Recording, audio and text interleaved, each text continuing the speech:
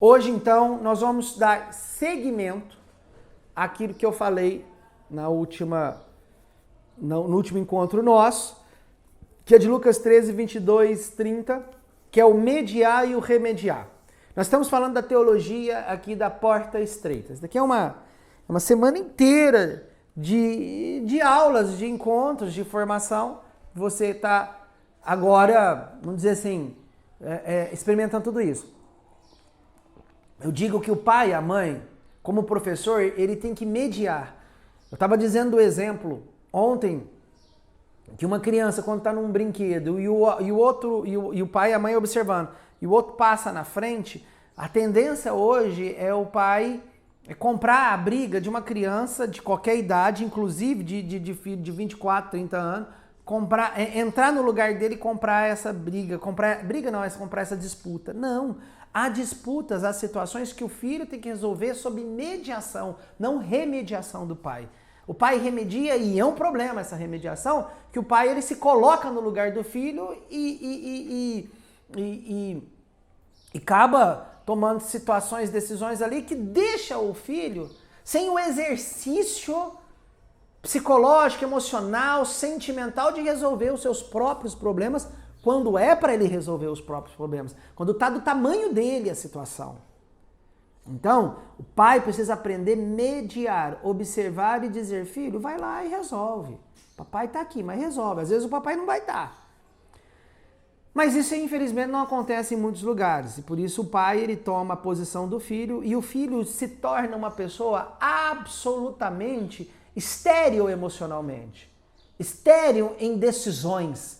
Por isso que hoje nós estamos uma geração de pessoas, de jovens absolutamente inseguros, de jovens com vazio existencial muito grande. Por quê? Porque chega um determinado momento que você cresce, ele vira adulto, ele não vai ter o pai ali.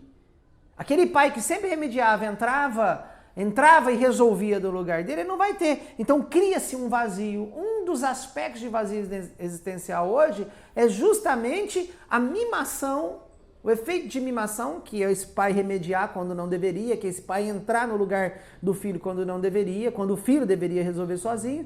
Então, isso é um tipo de mimação muito grave. Então, nós geramos, hoje nós temos uma boa parte dessa geração nossa que perde o sentido da vida. Por que ele perdeu o sentido da vida? Porque ele perdeu o sentido de segurança em si mesmo. Ele perdeu a si mesmo.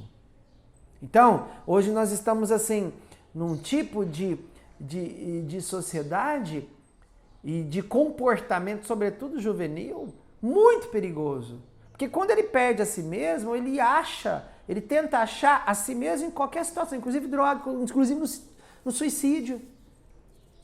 Que a minha grande preocupação, a nossa grande preocupação de educador hoje é o seguinte: na minha escola, lá da década de 80, 90, nas nossas escolas, a preocupação nossa era uma só. A preocupação dos pais era achar droga na rua. Então você não podia ir na rua, que era perigoso você ser envenenado por uma bala ou encontrar ambiente de droga. Hoje já não. Hoje a grande preocupação dos pais, e devem ser, é sobretudo o suicídio. Aonde está o suicídio? O problema é que o suicídio muitas vezes nasce dentro de um lar, dentro de uma relação pai e filho muito mal feita. Não se encontra mais na rua nem no pátio da escola, se encontra dentro de casa. Isso é um grave problema. Nós estamos numa situação horrível. Por quê? Porque justamente isso deixou-se, nós construímos uma sociedade sem esforço. Sem absoluto esforço. Aquele lance de você ter aquela tensão, sobretudo o aluno, aquela tensão de você ter que ter uma boa nota na prova, que você tem que alcançar aquele determinado lugar, ou aquela classificação até na prova, sei lá onde, e você estuda e você se esforça, e quando você vai prestar a avaliação ou a prova, acontece que você ficou em penúltimo lugar, aquela frustração horrível que você vive, e você tem que ter um pai que fala, olha, você foi muito mal, mas eu estou com você, vamos tentar de novo. Porque não é fácil passar por essa porta. Mas você precisa passar. Você precisa passar por ela. Hoje não, hoje nós temos, infelizmente, um tipo de família que trata assim, não, você tenta, vai tentando, se não tentar, a gente resolve, o importante é tentar. Sabe aquele lance que eu vou dizer assim, ó, o importante é competir? Não, o evangelho de hoje fala que isso não. O importante é você ganhar. É claro, para você ganhar você tem que competir. Você não ganhou porque você não treinou bem. Você treinou bem, treinou errado. Porque às vezes a gente treina bem, estuda bem, mas estuda errado. O negócio é a gente ter um pai, um professor, um padre, um pastor, alguém que nos direcione espiritualmente e diz assim, você não conseguiu, irmão, porque teve alguma coisa errada. É aquelas orientações de padre para jovem. O cara tá tentando ali ser casto, tentar ser casto, de acordo com Lucas 13, 22 e 30, não adianta nada, você tem que ser casto. Você tem que ter um relacionamento com sua namorada, um relacionamento de vida afetiva, de namoro, muito puro, no sentido assim, de acordo com o evangelho de Jesus Cristo pede. Muito santo. Ah, eu tô tentando, mas eu não consigo, a gente beija, acaba fazendo sexo. A gente vai, acaba caindo. Então, para! Ah, mas a gente tá tentando, mas então, meu filho, essa tentativa tá errada, porque vocês não estão conseguindo chegar no objetivo. É que Jesus Cristo acabou de falar em Lucas 13, 22, 30. Fazei todo esforço possível. Porque eu digo, muitos tentarão entrar e não conseguirão. Tentar, amigo, não vale nada. Talvez eu estou colocando uma palavra nova e muito forte para você. Quando eu disse assim, olha, mas o competir... Eu sempre falo pro meu filho que o importante é competir. Para! O importante é você ganhar, filho. Aquele pai que leva o filho no futebol. Claro, tem que levar.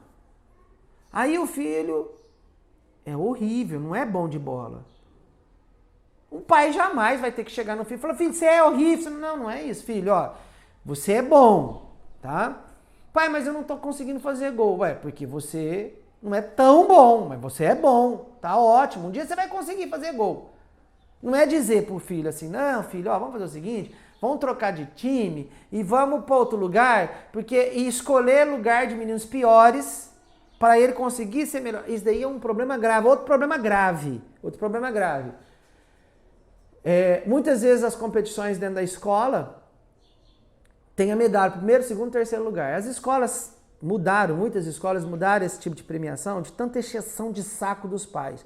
Porque o filho sempre ficava em último lugar. O que a escola fez? Deu uma medalha igual para todo mundo. Aquele que ganhou em primeiro e aquele que o último tem a mesma medalha. Gente, isso é um problema grave. É um problema gravíssimo. Nós temos que entender que o último é o último. Cristo colocou isso também. O último em primeiro lugar. O último é o último. O primeiro é o primeiro. Ele teve as vantagens, ele teve a habilidade maior que o último. E tem muitas vezes que conforme o esporte, conforme aquilo que você quer chegar, aquele último não vai, mesmo que ele treine, mesmo que ele foque, ele não vai ter habilidade tal para chegar em primeiro. Igual, por exemplo, assim, ó.